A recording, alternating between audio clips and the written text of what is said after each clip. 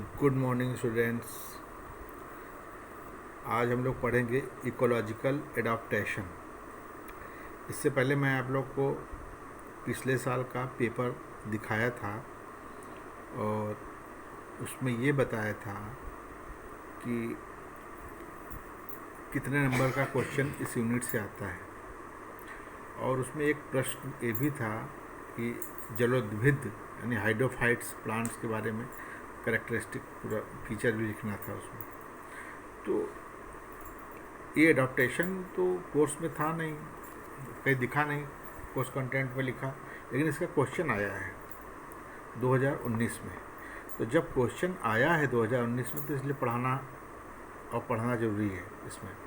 तो हम लोग इकोलॉजिकल एडाप्टेशन पारिस्थितिकी अनुकूलन इसके अंतर्गत आएगा। तो सबसे पहले जाने अनुकूलन होता क्या है।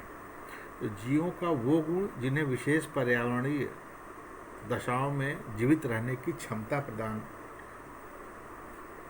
होता है वो अनुकूलन कहलाता है। ये दूसरे शब्दों में हम ये कह सकते हैं कि जंतु हो या पौधा हो अपने अपने अपने आप को वातावरण में किस तरह से समायोजित करते हैं, या उनके अपने आप को वातावरण में समायोजित करने की जो क्षमता होती है उसे हम क्या कहते हैं, अनुकूलन या एडॉप्टेशन। तो अनुकूलन जो होता है शरीर, क्रियात्मक या व्यवहार, ये तीनों प्रकार के हो सकते हैं। ठीक।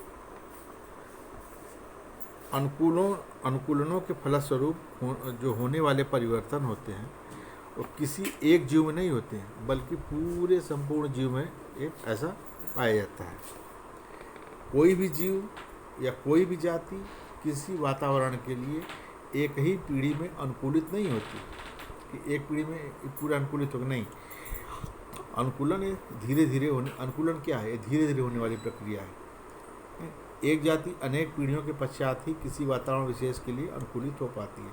हो सकता है उसके इंसेस्टर्स उस वातावरण के अनुकूलित न हो, लेकिन आज बहुत दिनों बाद, बहुत कई सालों बाद उसका दूसरा पीढ़ी जो है उस वातावरण के अनुकूलित हो गया, यानी वो अपने आप को उस वातावरण में ढालने में पूरी तरह से सामर्थ्य हो गया। तो यही अनुकूलन है या एडॉप्टेशन कहा जाएगा। अब यहाँ पे हम पौधों में किस तरह से अनुकूलन होता है इसका हम स्टडी करेंगे। तो पौधों में जो अनुकूलन होता है, पौधों में अनुकूलन से तात्पर्य है कि उन विशेष बाह्य अथवा आंतरिक लक्षणों से है जिनके कारण पौधे किसी विशेष वातावरण में रहने, वृद्धि करने, फलने फूलने तथा प्रजनन के लिए पूर्णतया सक्षम होते हैं और अपना जीवन चक्र पूरा करते हैं। पारिस्थितिकी अनुकूलनों तथा आवास के आधार पर इस पौधों को 4 समूहों में डिवाइड किया गया है। इसको पहला है हाइड्रोफाइट्स। ये इसी पर क्वेश्चन था, ये हाइड्रोफाइट्स जो है, हाइड्रोफाइट्स वही क्वेश्चन था 2019 में। तो हाइड्रोफाइट्स किसे कहते हैं, हाइड्रोफाइट्स क्या होता है यहाँ पर। हाइड्रोफाइट मतलब वो पौधे जो जल में उगते हों, जल में या अधिक जल की अधिकता वाले स्थान में उगने वाले जो पौधे होते हैं उन्हें हाइड्रोफाइट्स या जलोद्भिद कहते हैं। जल अथवा जल की अधिकता वाले स्थान पर उगने वाले पौधे को क्या बोलते हैं, जलोद्भिद कहते हैं या हाइड्रोफाइट्स कहते हैं। जलोद्भिद कितने प्रकार के हो सकते हैं, ये 3 तरह से मुख्यतः देखे गए हैं। मुक्त प्लावी, फ्री फ्लोटिंग यानी पूरी एकदम स्वतंत्र होकर जो तैरने वाले पौधे हैं। सबमर्ज जो डूबे रहने वाले पौधे हैं। स्थिर तैरने वाले पौधे यानी वो एक ही जगह स्थिर रहती है, वो अपना बस एक जगह स्थिर होकर के पानी के बहाव से अपना उतराते रहते हैं, पानी के ऊपर फ्लोट करते रहते हैं, तैरते रहते हैं। तो जो फ्री फ्लोटिंग प्लांट है उसका नाम है उल्फिया, लेमना, आइकोर्निया। सबमर्ज्ड या निमग्न प्लांट सिरेटोफिल्लम, नाजास। और फिक्स फ्लोटिंग यानी स्थिर रहने वाले, जो स्थिर तैरने वाले पौधे, हाइड्रिला, वेलिसनेरिया। देखो ये जो एग्जाम्पल मैं दे रहा हूँ ये भी पूछा जा सकता है कि मुक्त प्लावी पौधों के उदाहरण लिखिए 1 नंबर में। स्थिर तैरने वाले पौधे के उदाहरण हाइड्रिला है, वेलिसनेरिया है, ये पूछा जा सकता है इसमें। तो इस तरह से प्रश्न इसमें आते हैं। जलोद्भिद पौधों के अनुकूलनों को निम्नलिखित भागों में बांटा गया है। पहला, जलोद्भिद पौधों के आकारिकी अनुकूलन है, उसकी मॉर्फोलॉजिकल एडॉप्टेशंस इन हाइड्रोफाइट्स। तो इसमें पहला है मॉर्फोलॉजिकल एडॉप्टेशन में क्या है, पहला जड़ है। जड़ में क्या होता है, अब जलोद्भिद पौधों के जड़ों के क्या कैरेक्टरिस्टिक फीचर होंगे, क्या लक्षण होंगे, इसके बारे में हम लोग यहाँ पर स्टडी करेंगे। यानी वो उसका जड़ कैसे अनुकूल होता है जल में, कैसे अनुकूलित होता है। तो पहली बात ये जान लीजिए कि जो जलोद्भिद पौधे होते हैं या जो हाइड्रोफाइट्स प्लांट होते हैं, उनके जड़ बहुत कम विकसित होते हैं या जड़ होते ही नहीं हैं। जैसे एग्जाम्पल उल्फिया, सिरेटोफिल्लम, ये जड़ें अगर उपस्थित हैं तो वो रेशेदार होंगे, अपस्थानिक टाइप की, यानी और छोटी सी होंगी उसमें। अच्छा, उस जड़ों में शाखाएं नहीं होंगी, ब्रांचेस नहीं होंगे उसमें। जैसे उदाहरण के लिए लेमना, ठीक है, जो जड़ों का कार्य मेन बैलेंसिंग करती है इसमें। और क्या एग्जाम्पल है, Jussiaea repens develop some floating aerial roots in also in addition to normal adaptation roots। देखिए इसमें है जूसिया है, रेपन्स है, इसमें ये है कि कुछ फ्लोटिंग एरियल्स रूट्स होते हैं जो तैरने वाले जो जड़ें होती हैं इस तरह से हैं, इसमें डेवलप होती हैं। वो किसमें, जूसिया रेपन्स। ये है कंपटीशन NEET, जो मेडिकल में नीट क्वेश्चन आता है, इस तरह के क्वेश्चन भी उसमें आते हैं। बोलिए इसमें बहुत चीज़ का समावेश हमने कर दिया है। तो अब मोटा अगर आप पढ़ना चाहें तो भी है, और बहुत डिटेल में पढ़ना चाहें तो भी है। इसमें बहुत सारे एग्जाम्पल दिए जिससे क्वेश्चंस बनते हैं, ठीक है। तो अब यहाँ पर देखिए, मूल रोम, रूट हेयर, रूट में रूट हेयर होंगे, वो एब्सेंट होते हैं या बहुत कम विकसित होते हैं। रूट कैप यानी मूल गोप, ये होता ही नहीं। कुछ ऐसे हाइड्रोफाइट्स हैं जिनमें रूट कैप तो नहीं पाया जाता है, लेकिन रूट पॉकेट जरूर पाया जाता है। मूल गोप, रूट पॉकेट, देखिए आप, ये मूल गोप है, तो इसमें तो नहीं पाया जा रहा है मूल गोप, रूट कैप। लेकिन समुद्र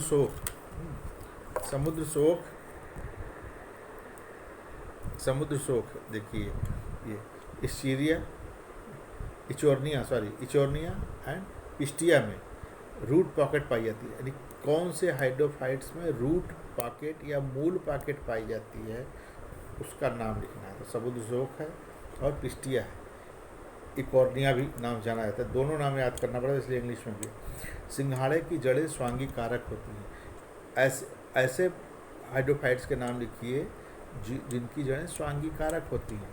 यदि एसिमिलेटरी रूट्स किस में पाई जाती है, स्वांगी कारक जड़ें किस में पाई जाती हैं, सिंघाड़े में, ट्रैपा। क्यों इसको सिंघाड़े के जड़ों को स्वांगी कारक जड़ें क्यों कहा गया, पाई जाती है, ऐसा क्यों कहा गया है। एसिमिलेटरी रूट्स पाई जाती है इसलिए कि उसके जड़ों में क्लोरोफिल पाई जाती है और उसमें प्रकाश संश्लेषण करने की क्षमता होती है, इसलिए उसको स्वांगी कारक जड़ें भी कहते हैं। अब आता है यहाँ पर देखिए, आता है तने में क्या अनुकूलन है। अब तने में क्या अनुकूलन है, हाइड्रोफाइट्स पौधों में एडॉप्टेशन इन स्टीम्स। जल निमग्न पौधों में तने पतले, लंबे, मुलायम होते हैं और स्पंजी होते हैं। ऐसा क्या फ़ायदा होता है इनको, पानी के बहाव के कारण इन्हें कोई हानि नहीं होता। अगर मोटे होते तो टूट सकते थे वहाँ पर पानी बहाव में। स्पंजी होते हैं, लंबे होते हैं, मुलायम होते हैं, सबसे हार्ड नहीं होते। दूसरा है, आप देखिए, दूसरा सबसे लंबा तना वाला जो हाइड्रोफाइट्स होता है वो पोटैमोजेटम और कैरा, दो अलग अलग प्लांट हैं, पोटैमोजेटम एंड कैरा। कैरा एक एल्गी है। अब इसमें फ्री फ्लोटिंग प्लांट, फिर इसमें हम पढ़ेंगे फ्री फ्लोटिंग प्लांट कौन सा है। तने में इसका तना पतला होता है, एजोला इकोर्निया, इसे समुद्र शोक भी बोलते हैं। पिस्टिया छोटा होता है, मोटा था, स्टोलन रूप में होता है एक जगह। फिक्स्ड फ्लोटिंग प्लांट, तना धरातल पर फैला रहता है, इसको हम क्या बोलते हैं, राइजोम, प्रकंद बोलते हैं। एग्जाम्पल क्या है, निम्फिया निलुबियम। अब पत्तियों में क्या अनुकूलन है, एडाप्टेशन इन लीव्स। देखो जो जल निमग्न पौधे होते हैं, सबमर्ज प्लांट, उसकी पत्तियां पतली होती हैं, जैसे वेलिस्नेरिया। सबमर्ज प्लांट की पत्तियां कैसी होती हैं, पतली होती है, leaf long ribbon like shape. ये भी क्वेश्चन है बहुत इंपॉर्टेंट कि उस हाइड्रोफाइट्स के नाम बताइए जिसकी पत्तियां रिबन शेप में पाई जाती हैं, लंबी और रिबन शेप में पाई जाती है। वेलिस्नेरिया इसका एग्जाम्पल है, ये रिबन शेप इसका एक कैरेक्टरिस्टिक फीचर समझ लीजिए पूरा है। पोटैमोजेटम क्या है, लीफ लॉन्ग और लीनियर होती है। वेलिस्नेरिया में रिबन शेप में होती है। ये दोनों में अंतर है यहाँ पर। सीरेटोफिल्लम ये है,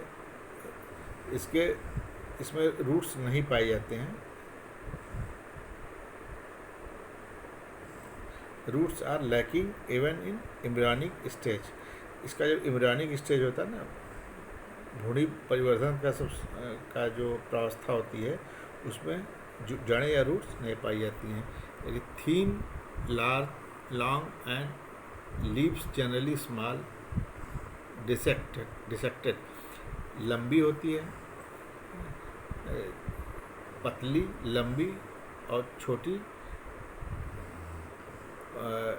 छोटी मतलब जैसे कटी पत्तियां बीच में कटी होती हैं इसमें। ये आपका है यूट्रिकुलरिया में ऐसा पाया जाता है, और नाजा, दो प्लांट ऐसे हैं सब उसमें पाया जाता है। फ्री फ्लोटिंग प्लांट कौन से होते हैं, इसके लिप्स लंबे होते हैं, निम्फिया है, निलुम्बो। इसमें क्या होता है, जो इनके जो पत्ती के जो ऊपरी परत होता है उस पर वैक्स कोटेड होता है, यानी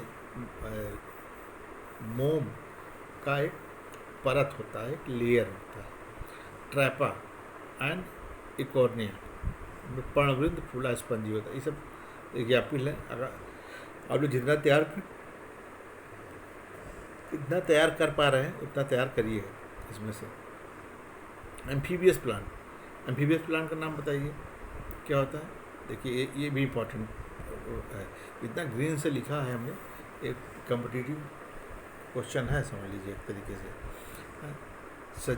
सजिटेरिया, जलधनिया, रेननकुलस, हेट्रोफिलस कंडीशन पाई जाती है, हेट्रोफिलस कंडीशन पाई जाती है। तो हेट्रोफिलस कंडीशन में क्या होती है, जल निमग्न पत्तियां अधिक लंबी कटी फटी होती हैं हेट्रोफिलस कंडीशन में।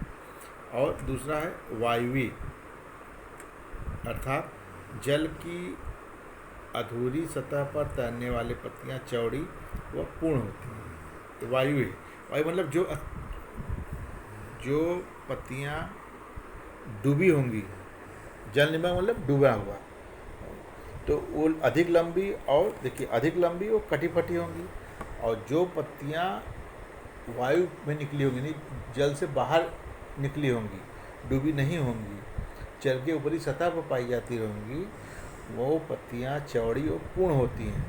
तो ये हेट्रोफिलस कंडीशन या विषमपर्णी परिस्थिति हुई ना, अलग अलग दो परिस्थितियां हुई।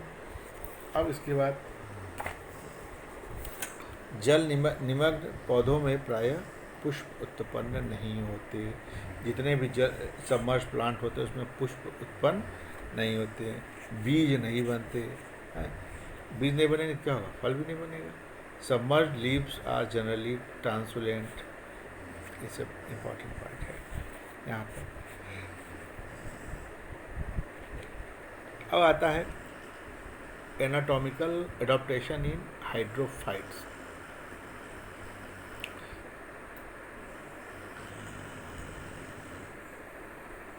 एक मिनट,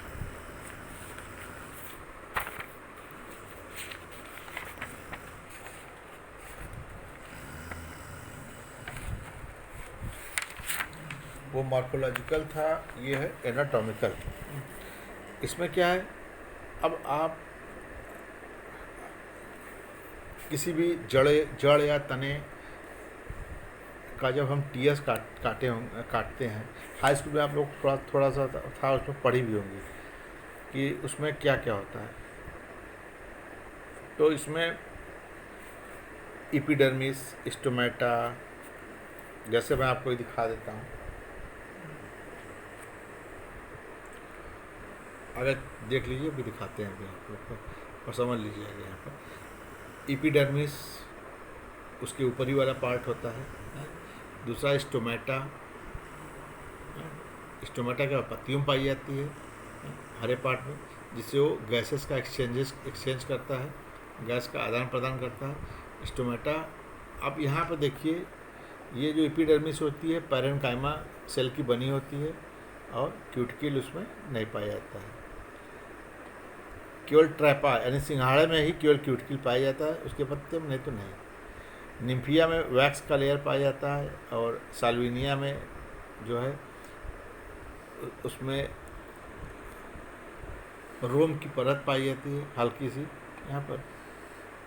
तो एपिडर्मिस में क्लोरोफिल भी पाया जा सकता है। स्टोमेटा जो होता है सबमर्ज प्लांट होते हैं उसमें नहीं पाया जाता, एब्सेंट होते हैं, क्योंकि स्टोमेटा अपर जो फ्री फ्लोटिंग प्लांट होते हैं, जो स्वतंत्र रूप से तैरने वाले पौधे होते हैं, फ्री फ्लोटिंग प्लांट, उसमें स्टोमेटा पाए जाते हैं।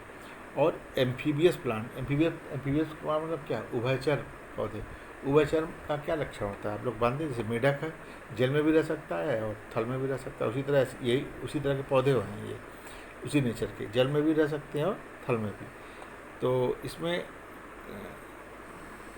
दोनों तरफ पाया जाता है, लीफ के ऊपर और नीचे दोनों तरफ ये इसमें स्टोमेटा पाया जाएगा। फिर इसके होता है दूसरा हाइपोडर्मिस। हाइपोडर्मिस इसमें एब्सेंट होता है, ये भी एक लेयर होता है, एपिडर्मिस के बाद पाया जाता है। ये हाइपोडर्मिस केवल फ्री फ्लोटिंग प्लांट में और एम्फीबियस प्लांट में पाया जाएगा।